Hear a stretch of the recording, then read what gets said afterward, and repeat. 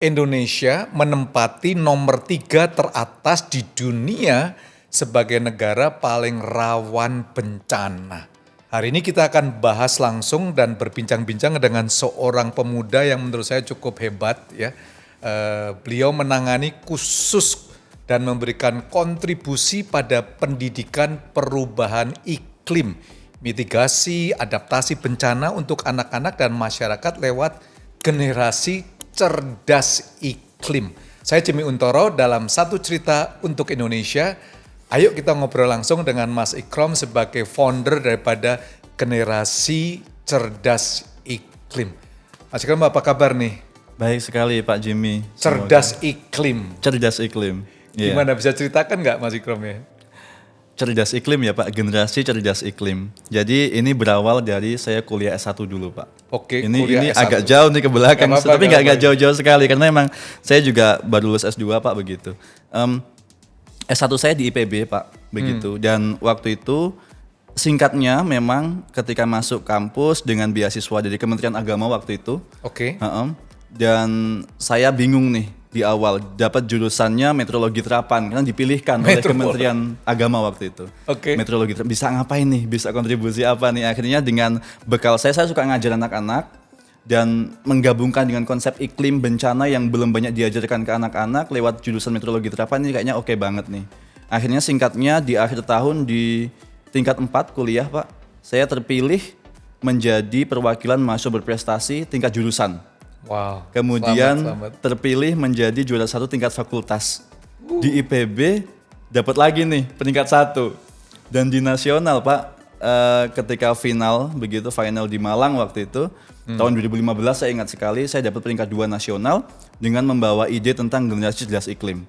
Di nasional banyak juri dari berbagai kampus dan diingatkan, kayaknya ini sayang banget Mas Ikrom kalau nggak diteruskan, kalau nggak dikontribusikan jadi sesuatu, jadi komunitas. Akhirnya dengan bekal modalitas yang ada, dengan bantuan teman-teman dan dengan dukungan dosen, semua kolega di sana, saya bikin itu sebagai sebuah komunitas. Wow. Begitu, komunitas generasi cerdas iklim, fokusnya pendidikan, mitigasi dan adaptasi perubahan iklim sebagai suatu yang seksi sekali Pak sampai saat ini ya.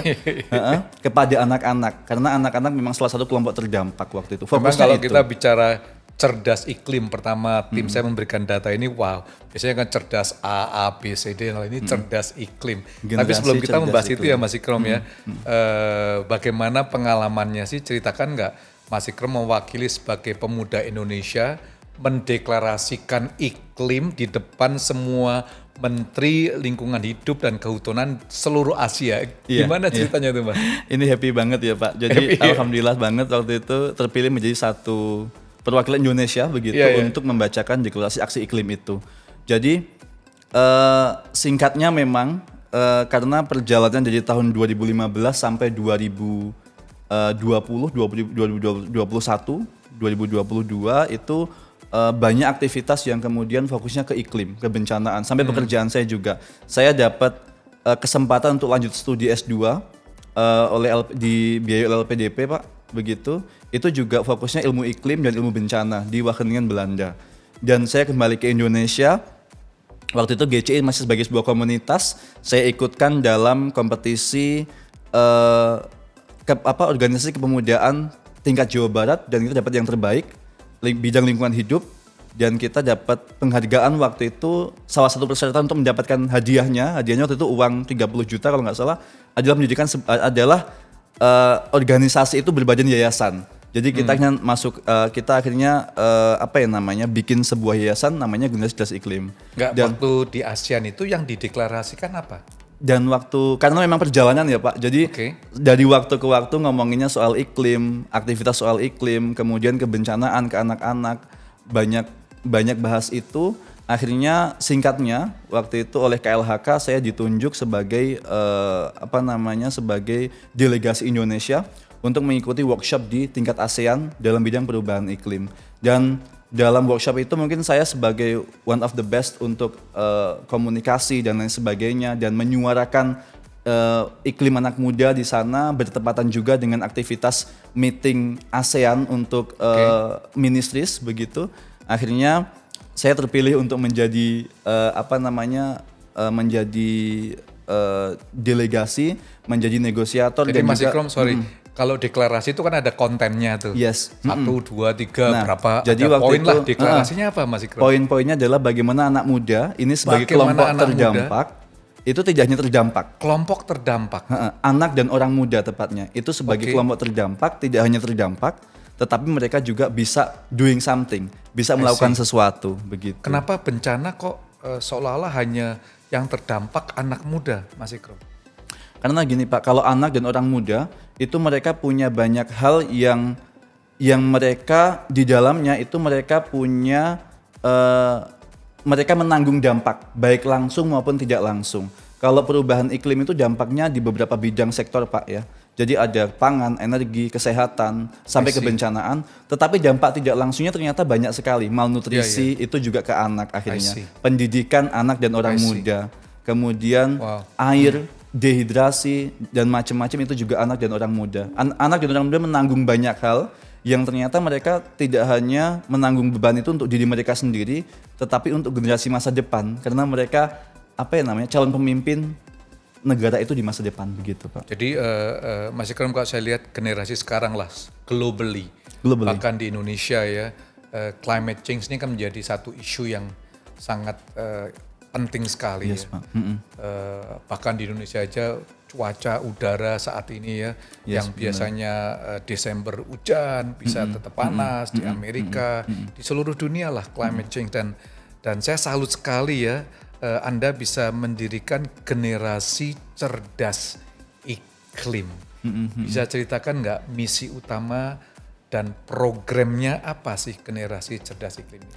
Iya Pak, jadi ini sesuai dengan berawal dari apa yang saya lakukan di kompetisi Mawapres 2015. Saya membawa ide generasi cerdas iklim ini dengan tujuan atau dengan tema untuk bagaimana anak dan orang muda itu mereka mendapatkan pendidikan mitigasi dan adaptasi perubahan iklim, terutama dalam bidang kebencanaan, begitu. Karena terutama di wilayah-wilayah rawan bencana, dan sebagian besar anak-anak ini memang hidup, tumbuh dalam kondisi yang tidak sejauh itu untuk mengenal bencana, tidak sejauh itu untuk mengenal iklim, jangankan bencana. Mereka untuk mengenal Indonesia saja, mereka untuk mengenal hal-hal umum saja itu masih jauh dari hidup mereka.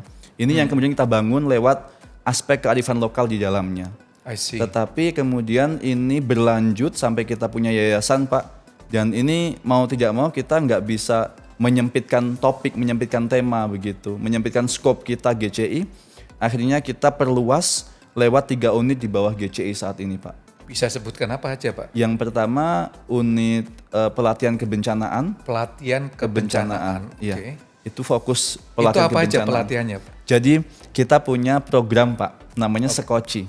Sekoci itu kan kapal besar, ada sekocinya. Jadi kalau kapal itu karam, mungkin sekoci yang berperan. Kita ibaratkan kapal itu bumi kita. Dan sekoci itu kapal penyelamat, perahu penyelamat untuk bikin kita safe. Begitu. Nah, Sekoci ini sudah diadopsi oleh beberapa organisasi seperti mungkin Bapak kenal Save the Children dan beberapa organisasi lain bareng kita. Itu Sekoci. Jadi itu program sekolah cerdas iklim. Gitu. Wow, itu untuk jadi bagaimana sekolah-sekolah ini dimanapun, terutama sekolah dasar dan menengah, itu mereka punya aktivitas tambahan untuk mereka tahu tentang iklim, bencana di dalamnya. Ini memang sudah dikenalkan di beberapa sekolah. Saya sudah berangkat ke Sumba, saya berangkat ke Jawa Barat, Jawa Timur, Jogja untuk mengenalkan Sekoci ke teman-teman, begitu. Itu bareng mereka. Dan tambahannya ada Peci, Pak. Peci. Program Sekoci, program Peci. Peci apa? Peci itu pesantren cerdas iklim. Saya dari pesantren Pak dulu. Cerdas iklim. Jadi kita sempat diminta oleh kantor staf presiden waktu itu untuk Mas bikin program mirip-mirip Sekoci, tapi yang untuk pesantren apa? Peci aja deh gitu. Pesantren cerdas iklim. Itu yang unit pelatihan kebencanaan ya Pak. Yang akan sekarang sedang berkembang juga. Bisa memberikan sekilas nggak Mas Ikram, apa sih Peci program 1-2 praktikal? Oke Pak, jadi terkait dengan Peci, Sekoci tadi ya, program-programnya memang kita fokusnya begini Pak, kalau untuk perubahan iklim itu ada 3 tahap. Ada literasi, aksi, kemudian advokasi. Jadi di literasi itu di bagian mungkin pelatihannya sekitar 2 hari, 3 hari. Di hari pertama itu kita fokus literasi. literasi apa aja, perubahan iklim mulai dari sistem iklim bumi seperti apa, sampai kemudian dampak perubahan iklim seperti apa, penyebabnya bagaimana, apakah ternyata penyebabnya di sekitar kita juga, penyebabnya emisi gas rumah kaca pastinya ya Pak. Mulai dari kita yang datang ke kantor naik mobil atau naik motor itu juga kita ajarkan. Kita yang di rumah itu pakai gas, pakai energi apa saja begitu. Itu juga kita sampaikan ke teman-teman, termasuk juga dampaknya apa saja, dampak perubahan iklim yang kita rasakan dalam lingkungan kita begitu. Ini penting sekali karena untuk mengantarkan mereka ke edukasi, mitigasi dan adaptasi perubahan iklim itu. Kemudian masuk ke aksi, kita ajak mereka untuk aksi apa sih yang bisa kita lakukan sebagai anak muda. Mungkin kita pernah mendengar Greta pegiat iklim begitu. Di Indonesia ada nggak sih Greta yang lain yang kita ajak, ayo nih anak muda kita bisa, anak dan orang muda ayo kita bisa begitu. Sampai kemudian aksi mereka itu harus didengar oleh pemangku kepentingan, termasuk pemerintah, swasta, NGO dan lain sebagainya, sehingga mereka butuh advokasi di akhir. Mereka akan advokasi ke pemerintah, ayo kita ajak ke pemerintah, kita ajak ke mereka. Bagaimana ketertarikan pemerintah. Jadi seperti itu Pak, sejauh itu gitu. So, skoci, peci, apalagi masih kurang? Skoci, peci, banyak lagi Pak, itu yang untuk unit pelatihan kebencanaan. Kalau 2 unit lainnya Pak, kita punya lembaga beasiswa Bakti GCI. Lembaga beasiswa Bakti GCI. Oke. Itu yang kedua Pak ya. Jadi itu beasiswanya untuk anak-anak di daerah rawan bencana di Indonesia, untuk mereka dapat lanjut studi dimanapun. Kita berikan coaching, kita berikan pelatihan tentang kebencanaan, tentang perubahan iklim, termasuk juga pelatihan pelajaran umum begitu, dan kita berikan uang saku setiap bulannya sampai 6 bulan masa training begitu, dan akhirnya mereka bisa melanjutkan studi dimanapun. Dan selama di akhir kegiatan mereka akan buat mini project untuk wilayahnya masing-masing. Misalnya di NTT mereka bikin mini project tentang sumur atau apa begitu, atau penyulingan air dan lain sebagainya. Mas Ikram, kalau kita ngelihat di negara kita Indonesia ya, hampir rata-rata 90% lah ya, atau lebih lah, semua bencana nasional ini banyak terjadi disebabkan oleh bencana hidrometeorologi. Ya kan, banjir dan sebagainya ya. Gimana tuh generasi cerdas iklim atau Mas Ikram bisa memberikan pencerahan atau penanganannya bagaimana? Iya, jadi berbicara soal bencana ya Pak, karena memang 90% itu kan bencana hidrometeorologi, bencana terkait iklim. Kita memang di Indonesia juga rawan tsunami, rawan gempa, rawan gunung meletus. Tetapi yang perlu kita ingat, sehari-hari kita berhubungan erat dengan yang namanya banjir, longsor, kekeringan. Dan ini mencakup 90% dari total bencana di Indonesia. Ini yang kemudian dari GCI memberikan edukasi 2 hal, preventif dan kuratif. Kalau belum terjadi kita adakan pencegahan, bagaimana pencegahan bisa dilakukan. Tetapi kalau sudah terjadi itu aspek kuratif, seperti apa kita bisa mengurangi dampaknya begitu. Misalnya salah satu contohnya nih Pak, begitu kita ajarkan anak-anak untuk bisa tahu tentang tas siaga bencana. Jadi ketika mereka ada bencana, ketika mereka ada banjir, tas siaga bencana. Okay. Ini sebenarnya umum Pak ya, disaster bag itu dimanapun umum. Bahkan BNPB juga kalau ada bencana mungkin memberikan tas itu sebagai salah satu amenities begitu. Maksudnya daerah-daerah yang sangat peka dengan bencana selalu disediakan tas bencana. Tidak selalu. Itu menjadi apa ya Pak? Masih banyak daerah yang belum terjangkau itu. Oleh karena itu kita berikan edukasi untuk menyediakan tas siaga bencana sendiri di rumah dengan tas apapun. Isinya apa aja Pak? Isinya banyak Pak, mulai dari kebutuhan sehari-hari. Jadi kalau ada bencana itu Pak, selama beberapa hari mungkin tim evakuasi atau tim relawan itu belum bisa datang karena akses, sehingga mereka harus menyediakan nih makanan-makanan untuk 3 hari ke depan, beberapa hari ke depan, baik itu biskuit, minuman dan lain sebagainya. Kemudian yang kedua kompas, kemudian obat-obatan, dokumen-dokumen penting, ini yang perlu diselamatkan. Jadi mereka ketika ada bencana mereka bisa langsung tanggap bahwa tas itu menyelamatkan diri ke tempat yang lebih aman. Gitu. Itu salah satunya. Jadi mostly lewat generasi cerdas iklim sendiri, selain memberikan pembinaan, advokasi itu ya, bagaimana GCI ini melibatkan masyarakat untuk terlibat di dalam situasi climate change atau iklim sendiri, Mas? Benar, iya. Jadi selain kita ke anak-anak Pak, ketika kita datang ke suatu komunitas, kita juga edukasi orang tuanya, begitu. Kita dekati orang tuanya dan kita sadarkan bahwa tanggung jawab ini tanggung jawab bersama anak, orang tua dan semua dan para pihak begitu, termasuk desa itu sendiri. Kita juga sedang berkolaborasi dengan banyak program pemerintah Pak. Jadi program pemerintah ini saat ini memang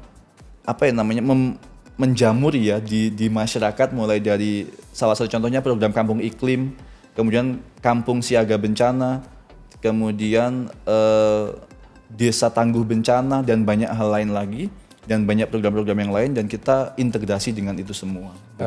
Mas Ikram pernah ngalami nggak? Mungkin bisa ceritakan pengalaman yang mungkin Mas Ikram nggak bisa lupakan, case bencana yang membuat Anda berkata, that's it, saya akan melibatkan diri saya untuk dalam generasi cerdas iklim. Mungkin ada pengalaman itu nggak Mas?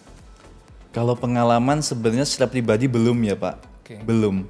Karena saya tinggal kebetulan dari kecil lahir di Riau dan secara langsung dapat bencana banjir, longsor itu belum pernah.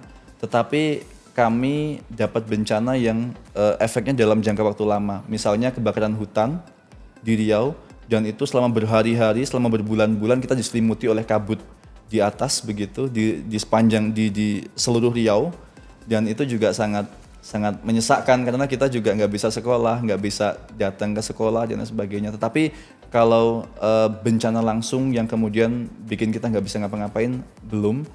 Tetapi memang dalam perjalanan hidup saya ketemu banyak orang, banyak teman-teman yang ternyata mereka terdampak oleh itu semua. Begitu yang kemudian bikin saya kenapa enggak saya yang ikut serta di sini untuk ayo kita bareng-bareng nyelamatin banyak hal begitu. Mas Ikram seringkali kan masyarakat nggak ngerti, nggak paham lah ya. Tahu sih ada bencana. Saya sendiri ngalami, misalnya tinggal di apartemen gempa dikit aja 6,5 atau 7 udah panik ya. Dari lantai atas turun ya. Saya punya pengalaman beberapa tahun lalu dengan tsunami yang ada di Aceh ya. Saya bersama teman-teman yayasan kami turun hari ketiga ya. Saya nggak bisa bayangkan kan 300.000 orang meninggal, it's just one moment in life ya. Dampak yang mengerikan sih teman-teman ya. Kalau ngelihat di Aceh waktu di Banda Aceh ya, tubuh-tubuh berkelimpangan dan saya salut sekali dengan apa yang dilakukan Mas Ikram ya, semuanya. Mungkin bisa ceritakan nggak Mas, apakah generasi cerdas iklim ini punya punya tadi kan preventif dan kuratif daripada orang yang kena bencana. Kami pernah lakukan waktu itu ya. Yang sangat penting adalah memberikan counseling, bisa mendengar. Karena tiba-tiba mereka nggak punya ayah, nggak punya ibu, anaknya hilang nggak tahu. Mengidentifikasi mayatnya ini yang nggak kelihatan. Bisa ceritakan nggak Mas, apa yang harus kita lakukan kalau orang-orang mengalami korban bencana ini? Iya Pak, jadi ini sejalan jadi memang dengan adanya GCI itu membuat saya bisa menyempitkan apa yang akan saya lakukan dalam hidup begitu. Termasuk saya mau lanjut kuliah S2 dalam bidang apa, dalam bidang iklim, kebencanaan begitu. Dan tepat waktu itu Pak ketika saya akan mengambil tesis minor waktu itu, kalau tesis majornya saya ambil banjir di Kulon Progo, Yogyakarta. Kemudian tesis minornya waktu itu tepat ada gempa di Lombok dan saya ambil aspek itu, saya ambil apa yang bisa kita gali dari masyarakat ketika mereka terdampak bencana. Apakah kemudian bencana ini satu-satunya atau pernah ada sebelumnya? Saya ambil tentang memori budaya masyarakat, baik apakah mereka mengingat bencana sebelumnya tahun berapa, kemudian apakah ada peninggalan dari bencana sebelumnya dan lain sebagainya. Dan ini kemudian mengingatkan saya untuk ketika bareng teman-teman GCI begitu, bareng semua tim GCI saat ini, itu kita fokusnya adalah bagaimana membuat masyarakat, baik itu mereka belum terdampak, punya kerawanan, sampai mereka yang telah terdampak, kita punya solusi baik itu dalam bentuk modul maupun arahan mereka harus seperti apa. Karena memang ada banyak fase bencana ya Pak, mulai dari pencegahan, kemudian mitigasi, respons sampai pemulihan. Kalau di tahap pemulihan, apa yang bisa kita pulihkan bareng-bareng dengan masyarakat? Apakah pemulihan ekonomi atau pemulihan rumah dan lain sebagainya? Kalau di tahap respons, apa yang bisa kita lakukan bareng teman-teman? Apakah pendampingan psikologis dan lain sebagainya? Itu juga sudah kita detilkan di salah satu unit kami di GCI. Begitu. Wow. Yuk saya ingin ajak untuk Anda semuanya ngelihat kegiatan daripada generasi cerdas iklim, apa saja yang terjadi dan saya yakin Anda akan terinspirasi.